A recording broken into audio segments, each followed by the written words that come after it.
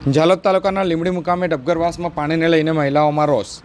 આ તારીખ 21/4/2025 સોમવારના રોજ સાંજે 6 કલાકે મહિલાઓ દ્વારા આપેલ માહિતી મુજબ લીંબડી નગરના ડબગરવાસમાં છેલ્લા 10 દિવસથી પાણીને લઈને ભારે તકલીફો વેઠવી પડી રહી છે। ઉનાળો ચાલુ થતાની સાથે જ જે મોટર બળી ગઈ હતી અને એક મહિનામાં બીજી વાર મોટર બળી હોવાનું પણ સ્થાનિકો દ્વારા આક્ષેપ કરવામાં આવ્યો છે। જોકે લોકોને પડતી આ હાલાકીને લઈને મહિલાઓ દ્વારા ભારે રોષ ઠાલવવામાં આવ્યો છે। તેમજ જે ફળિયામાં આવેલો હેડપંપ છે તે પણ ખરાબ હાલતમાં જોવા મળતા લોકો ક્યાં પાણી ભરવા જશે તેવો એક મોટો સવાલ પણ ઊભો થવા પામ્યો છે। ત્યારે ડબગરવાસમાં મહિલાઓ દ્વારા પાણીને લઈને વિરોધ પણ કરવામાં આવ્યો હતો। શું સમસ્યા છે સાહેબ?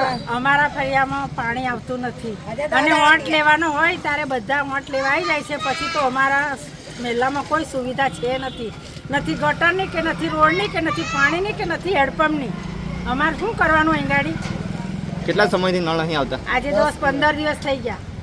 પંચાયતમાં કેમ રજૂઆત કરી હતી? કરી હતી, કોઈ સાંભળતું જ નહીં। તમારું નામ?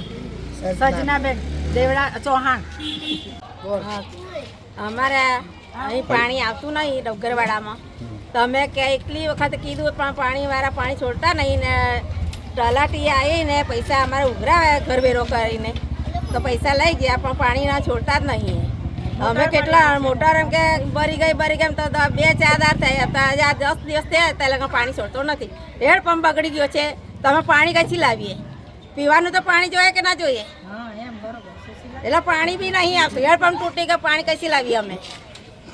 તમારું નામ? સુશીલાબેન ચૌહાણ।